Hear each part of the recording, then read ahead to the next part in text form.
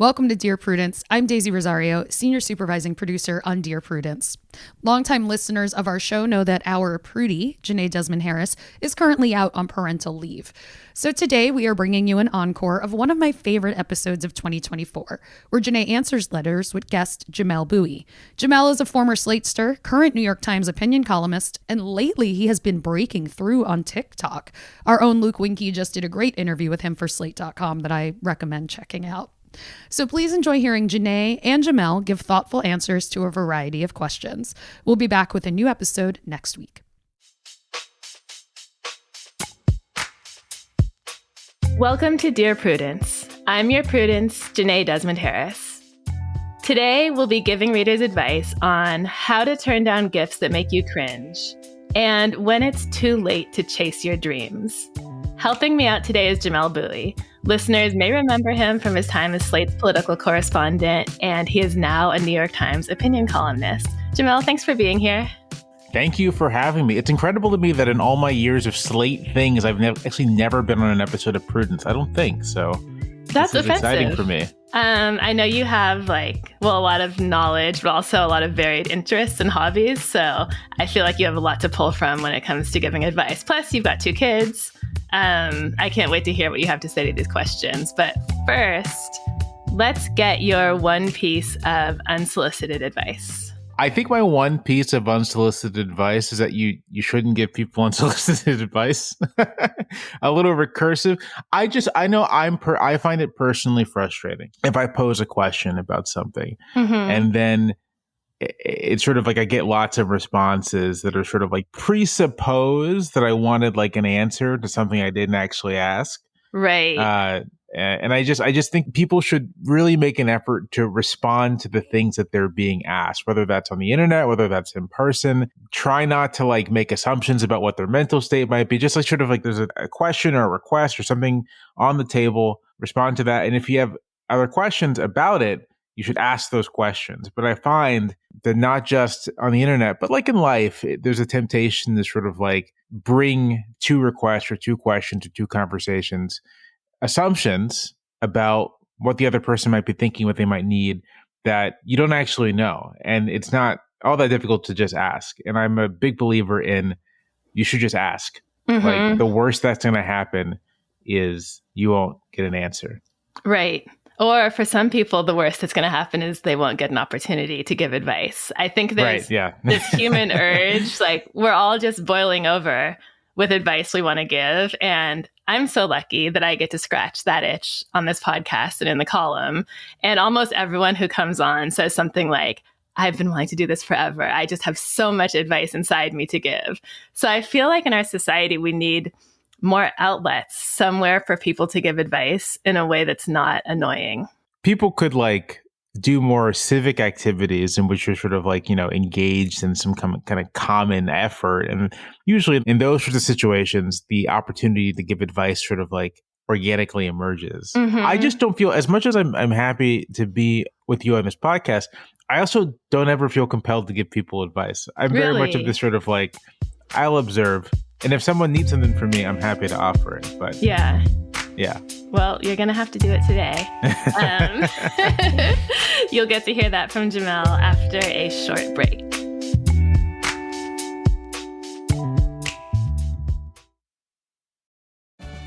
The holidays are about spending time with your loved ones and creating magical memories that will last a lifetime. So whether it's family and friends you haven't seen in a while, or those who you see all the time, share holiday magic this season with an ice-cold Coca-Cola. Copyright 2024, The Coca-Cola Company. This episode is brought to you by LifeLock. The holidays mean more travel, more shopping, more time online, and more personal info in places that could expose you to identity theft. That's why LifeLock monitors millions of data points every second. If your identity is stolen, their US-based restoration specialist will fix it, guaranteed or your money back. Get more holiday fun and less holiday worry with LifeLock. Save up to 40% your first year. Visit LifeLock.com/podcast. Terms apply. Welcome back. You're listening to Dear Prudence, and I'm here with Jamelle Bouie. Let's get started with our first letter. It's titled Burnt Out on Gifts.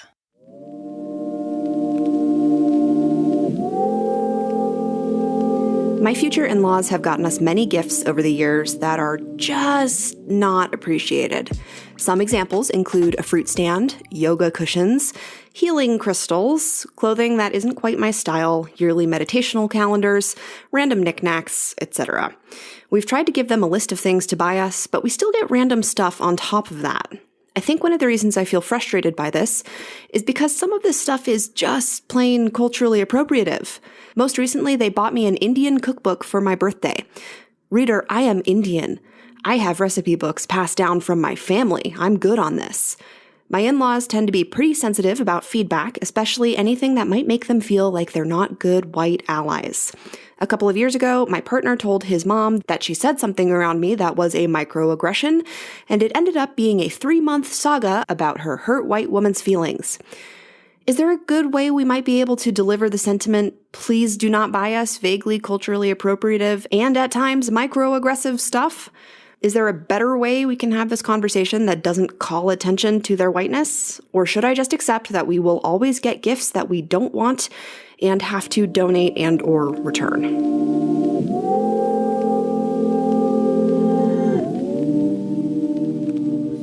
Not the most important issue, but I think a fruit stand seems like a harmless and potentially even useful gift. I don't think that's too bad. Yeah, I'd agree with that. Yoga cushions and healing crystals and Indian cookbooks, though, that's a little cringe. Yeah, I mean, I think I can even see how the healing crystals and maybe even the yoga cushions happened, which is that these people live in a town, maybe in Northern California, somewhere close to where I live, and there's this lovely boutique that has really nicely displayed new age stuff. And when you're in the boutique, everything looks really good and seems special. So you go in there and carefully, lovingly pick one thing, and then you bring it home, and it's kind of like, why would someone want this crystal if they weren't into crystals? But I can kind of see how they got there. I do think we probably want to encourage the letter writer to separate out the two issues. One is gifts being useless and unwanted. That's just part of surviving in our society, is saying thank you, maybe displaying it when the person comes, maybe regifting it, whatever. I could go on my rant about how adults should just stop giving each other gifts because everyone gets it wrong, but that's for another time. So separate the issue of the gifts themselves from the bigger problem, which to me is the in-laws' relationship to their race and yours. So I think you might be making a mistake by focusing on the presents, maybe because it feels easier to tackle than that bigger problem. Yeah, that was my exact thought, because it's one thing to just get a gift that you don't particularly like.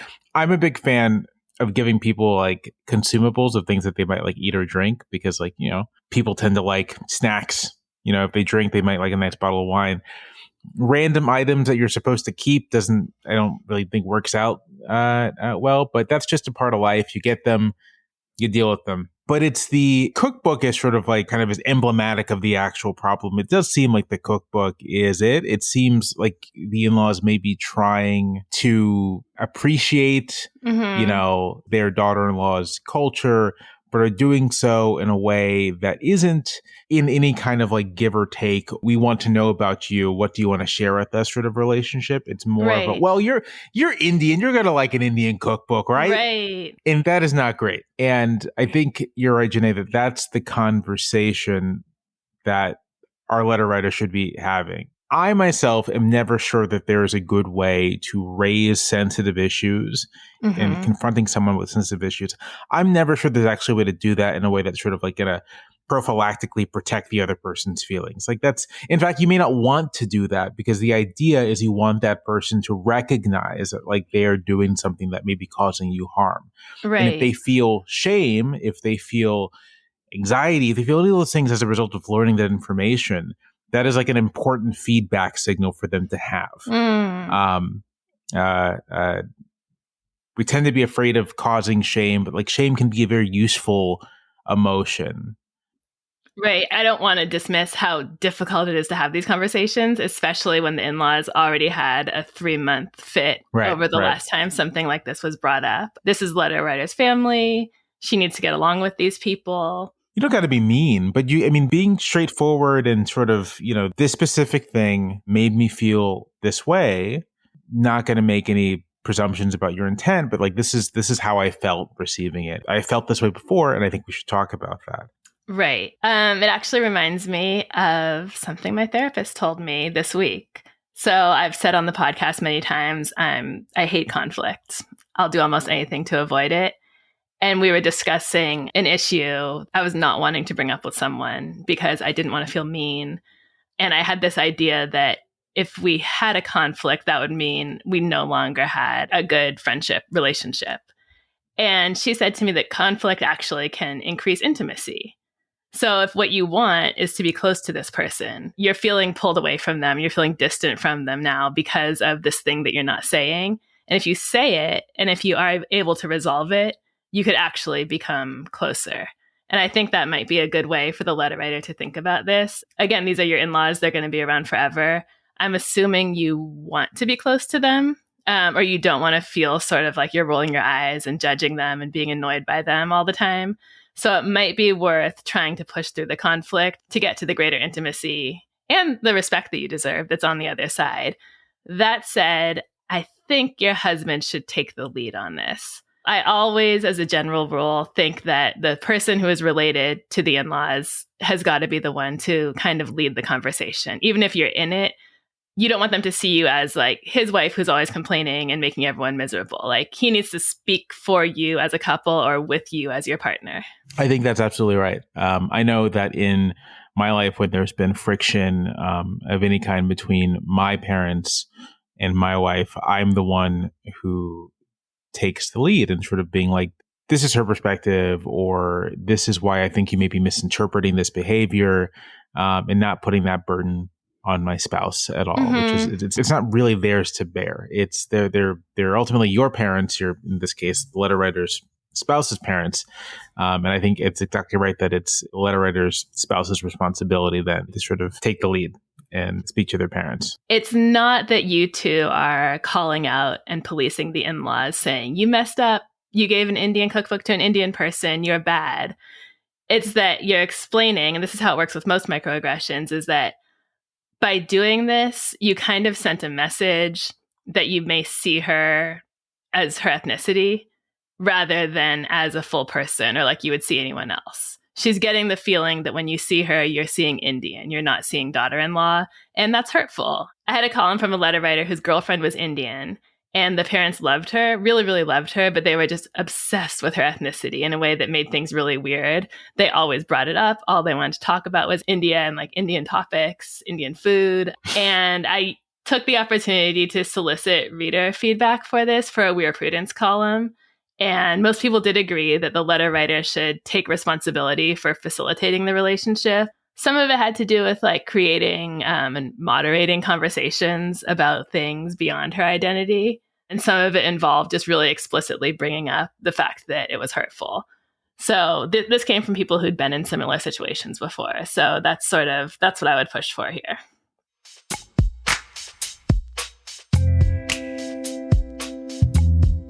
You're listening to the Dear Prudence Show.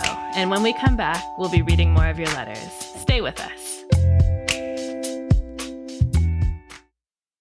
This podcast is brought to you by Progressive Insurance. Fiscally responsible, financial geniuses, monetary magicians. These are things people say about drivers who switch their car insurance to Progressive and save hundreds. Because Progressive offers discounts for paying in full, owning a home, and more. Plus, you can count on their great customer service to help you when you need it, so your dollar goes a long way. Visit Progressive.com to see if you could save on car insurance. Progressive Casualty Insurance Company and Affiliates. Potential savings will vary. Not available in all states or situations. This podcast is brought to you by Progressive Insurance. You chose to hit play on this podcast today? Smart choice. Progressive loves to help people make smart choices. And that's why they offer a tool called Auto Quote Explorer that allows you to compare your Progressive car insurance quote with rates from other companies. So you can save time on the research and can enjoy savings when you choose the best rate for you. Give it a try after this episode at Progressive.com. Progressive Casualty Insurance Company and Affiliates. Not available in all states and situations. Prices vary based on how you buy.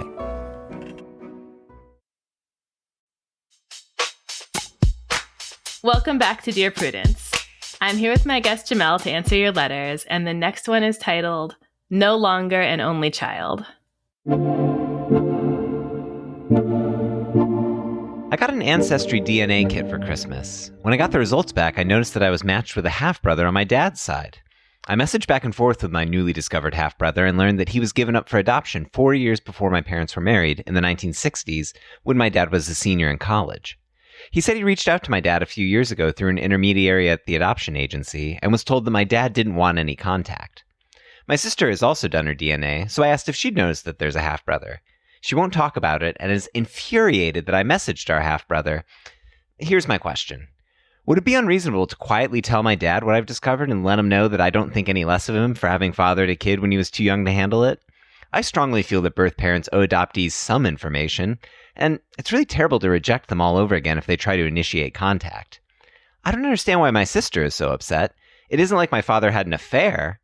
I'd like to encourage my dad to rethink his no-contact mandate. Is this unreasonable, or should I leave it alone? Not unreasonable. I would support you in having a conversation with him. The first thing I want to say is that at this point in life, before you take an ancestry test, you have got to really think through all the implications and everything you might find out. Because at this point, we pretty much know that there are a lot of family secrets about who's biologically related and who's not. And you really want to ask yourself whether you and your family are ready for some information that might be destabilizing. That was my immediate thought. But if you're going to do one, it should not be an individual decision, or if it is an individual decision, it should be informed by what you just mentioned, Jenée, that like this is information that could prove very disruptive to your family. And if it is that kind of information, I do think I do not think it is a given that you share it. Right. This is tough because I'm looking at this question, and I don't think it is unreasonable to want to speak to your father about his decision to keep no contact with this child he had when he was very young. I don't think it's unreasonable to want to speak to him, but I don't think it's unreasonable for the father to not want to maintain contact. I think I don't think that is a unethical choice to make. Your father made a decision to put this child up for adoption, presumably with the mother of the child, and that is that. And that was the decision he made. If he wants to revisit it, that's one thing, and that's why having a conversation with him about revisiting it is unreasonable. But if he decides, no, I do not want to revisit it, like I've thought through this very carefully, I've held this view for this time, and I'm gonna hold to it, I don't think that's unreasonable either. This is difficult stuff. Right. And I think everyone should be aware that saying yes to contact doesn't lead to some Disney Oprah Winfrey show happy ending reunion. That could open up a whole new can of worms with people's expectations not being met or there not being compatibility. So I understand why he might not want to have contact. I think it's okay. I agree that it's okay for the letter writer to say, I know this, and to affirm that he would have support from you and no judgment from you if he decided to rethink it, and just to let him know that you don't think there's any shame that's has a place here. And that might encourage him to change his mind. But I don't think it's only a slight difference in emphasis, but I don't think encouraging him to rethink the no contact mandate is really your role.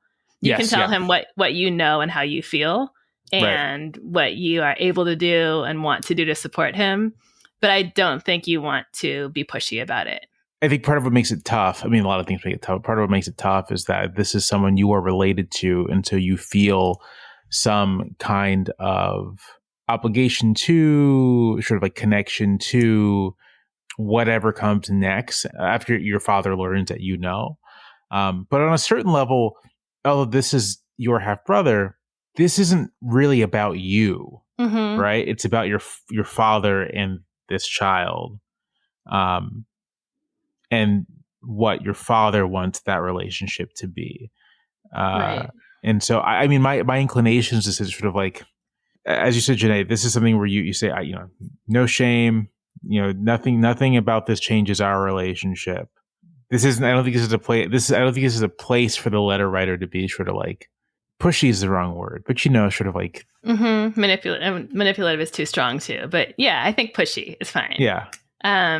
It's not going to help. I don't think you're going to change his mind by being pushy. If you do change his mind, I think it will be doing something again to take down the shame or whatever it is, whatever negative feelings he has about the situation, and reframe it as something, exciting and full of potential problems, but, an opportunity for your family rather than something that reflects poorly on him, because again, it doesn't at all. But wait, real quick, Jamelle, so you have never done 23andMe Ancestry? Nothing? Nothing. Really? I've never done it. We'll never do it. Really? When and how did you decide that? I feel like I decided this when everyone was like starting to do it, and I just was like, I don't care to know. I have no burning. It's a combination of things. I have no burning desire to know like all that much about my ancestry. I also, my family keeps a pretty like decent family tree, so I actually have like a pretty good sense of sort of like things going back to sort of like antebellum America. So I'm not like, there's plenty of available information and as much as I need to know. And that's pretty much the whole of it. I just have no particular desire. My wife's side of the family, they also have like pretty detailed family records. So it's sort of like for the kids, if they need to know who their great grandparents were, like we have that information already. I think that helps a lot. I was going to say I was surprised because, you're pretty into history, and I thought you might want more details on where your family fits into history, but you have that already. I did one of the tests. I think when I worked at The Root, we got one for free, and I just did it without putting much thought into it. It was before they were being critiqued in a number of ways in terms of, how the data is protected and all of the negative things that can come out. I know my parents are my parents. I look identical to both of them. I also had already figured out some, slight twists and turns in my family story without the scientific evidence. So it ended up being really anticlimactic for me. I started getting all these emails about my distant cousins. They would pop up in my Gmail, and it was just, I don't think anyone really cared because, we all have millions of distant cousins, Right. So if my kid wanted to do one, I think I'd let him, but I definitely understand all the arguments against it. And yeah, you've got to be ready. You've got to be ready because you can find out a lot. Yes. This is Dear Prudence. We need to take a break, but when we come back, more letters from you and advice from us. Stay tuned.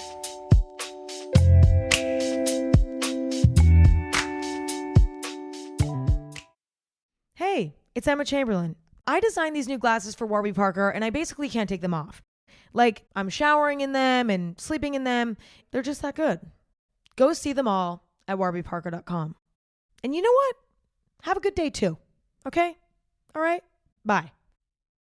This episode is brought to you by AWS. Amazon Q Business is the new generative AI assistant from AWS. Many tasks can make business slow, like wading through mud. Help! Luckily, there's a faster, easier, less messy choice. Amazon Q can securely understand your business data to help you streamline tasks, like summarizing quarterly results or doing complex analyses in no time. Q got this. Learn what Amazon Q Business can do for you at aws.com/learn more. I'm Jenée, and you're listening to Dear Prudence. Jamelle and I are back to tackle our last question for the day. Jamelle, are you ready? Absolutely. This letter is titled, Maybe I Should Just Go to Grad School.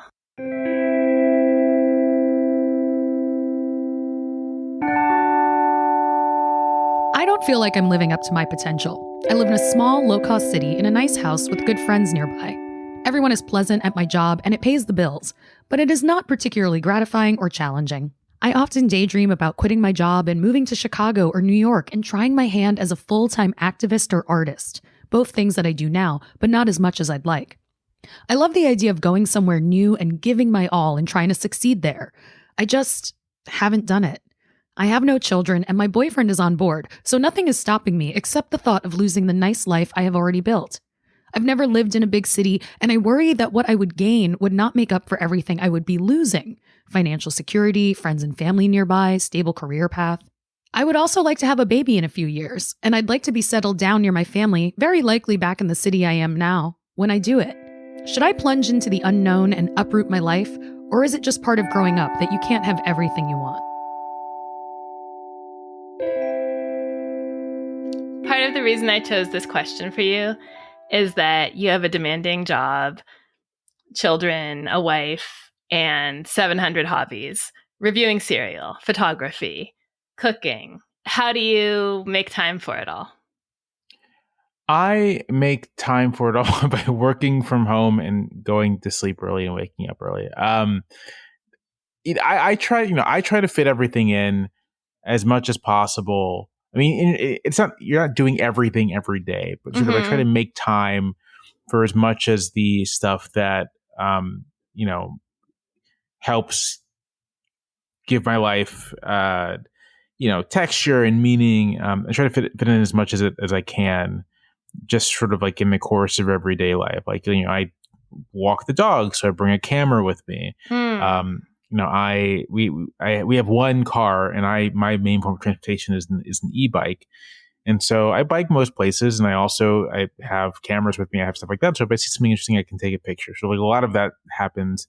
Then I love to bake. And so I try to make time, every week to bake something, bake some bread, bake something for the family or for people.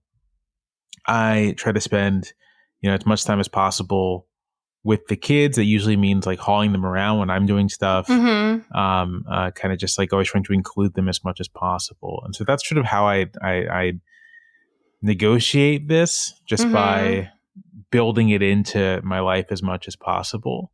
For this letter writer, my inclination, if you have no particular if you have no dependence, right? Like no one's dependent on you. If you're like reasonably financially secure, and you just want to try something new in your life, my inclination is to say go for it. But Jamelle, this person is not saying I want to move to New York and go to grad school. They want to be a full-time artist or activist. Where's the income coming from? I mean, I guess I kind of assumed that they would have. This is like part of the they have like a plan for that. Also, wait, I mean, you know how they always say you want to be running towards something, not away from something? This is true. I'm hearing them say full-time activist or artist. These are, and not to say that artists don't engage in activism, but those are really broad categories, and really different things. And to me, the letter is just giving me, I'm dissatisfied and want to escape. The grass is greener on the other side. Not there's a life that I know would make me happy that I'm really passionate about. That's a very that is a very I'm not a professional advice giver. That is a very good point and observation, because as I go over this again, you're right. This isn't I want to be a screenwriter. I want to be a screenwriter. I know that there's a specific set of steps I'd have to do to get there. It's a bit unknown. It's a bit nebulous whether I would succeed, but I know that there's a path for point A to point B. Right. Should I try to do that? Right. Or I'll never stop thinking about it if I don't give it a chance, because this is my dream. If this is a case of maybe of the grass is greener on the other side, I would say that first, really think about whether what you're not doing, like along these lines, if you don't pack up and go to Chicago and become an artist, will you get to the end of your life and feel like you've regretted something? Right. You have missed out on something that would have like brought you fulfillment. I think if you feel very strongly, right, that sort of like this, I don't want to have this regret in my life, then you should think about doing it. But if you don't feel like you're going to have that kind of regret, if you just want some more novelty and variety in your life, there's room to build that in where you are. Right. Do more art, do more activism. Yeah. The reason I asked you about balancing everything is that this person has said they want to have a child in 3 years, right?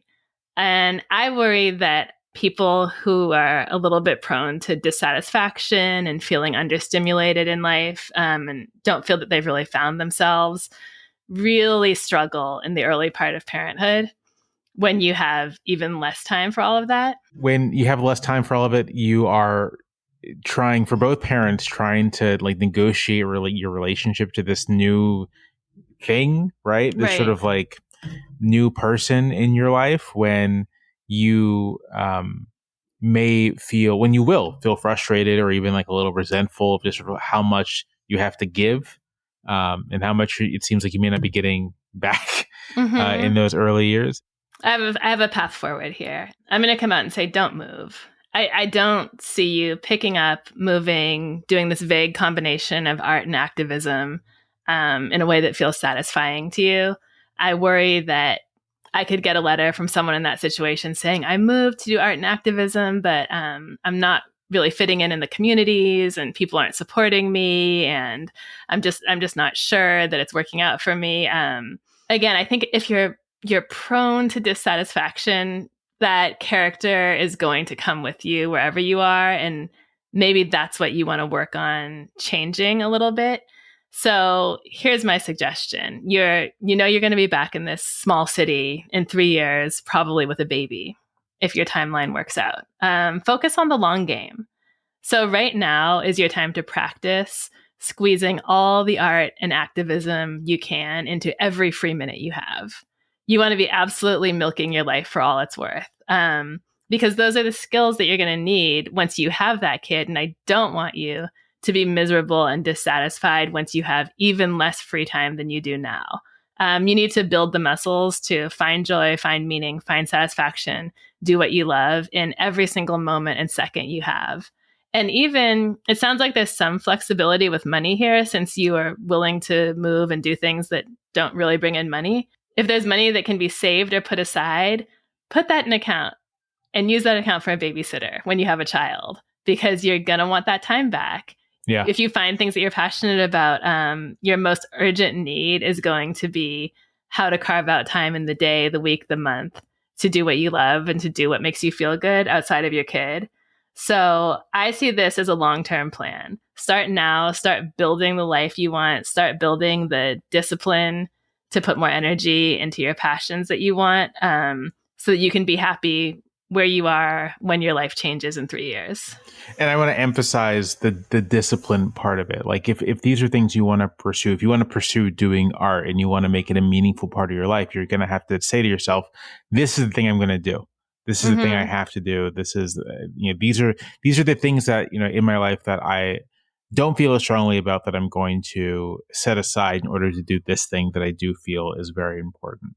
I am a lifelong video game player. I do not play as many video games as I think I would like to, precisely because like I like doing art myself, and I like, I love watching movies and thinking about movies, like these other things that I love to do. Video games are just sort of like they don't have the time for it. So that's something I drop.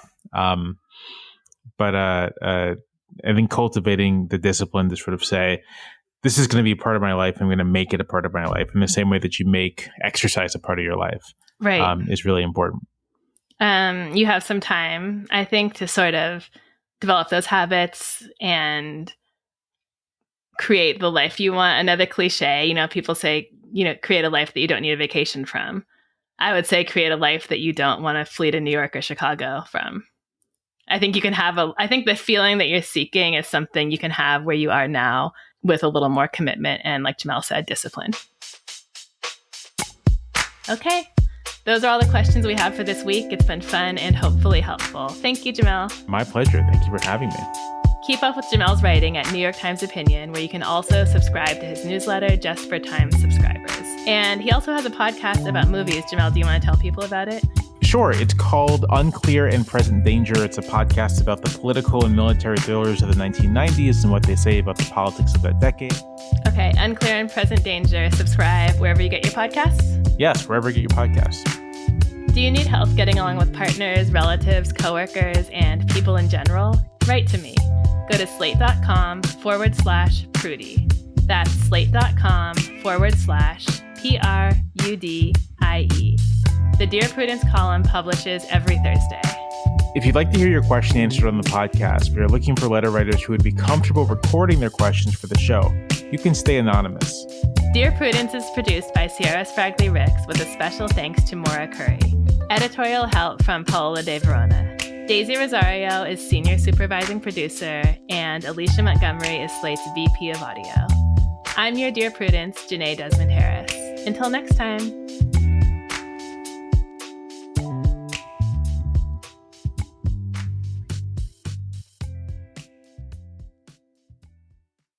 When it's PCS time, you know the drill. Pack, research the new base, get the kids in school, because family supports family. At American Public University, we support military families with flexible, affordable online education that moves with you. As a military spouse, your tuition rate is the same as your partner's, just $250 per credit hour. American Public University, education that moves with you. Learn more at apu.apus.edu/military.